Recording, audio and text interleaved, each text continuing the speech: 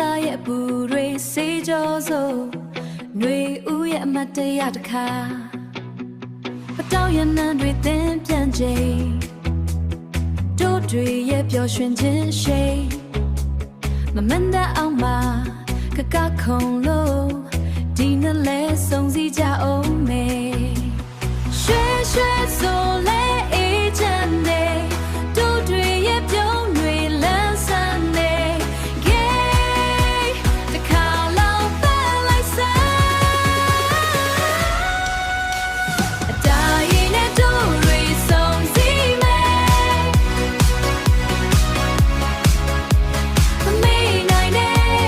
သင်ချမ်းပွဲမှာပျော်ရွှင်ခြင်းတွေဝေငါလို့မသက်စာအမတ်တရားဖြစ်စေမှာမျိုးတီတွေထားခဲ့ပါအပြုံးတဲ့နဲ့ရှိစလားခွန်းနဲ့လောင်လေးပြုံးပြမယ်ဒါဟာတို့ရဲ့ချစ်စရာမျက်မယိုးရာ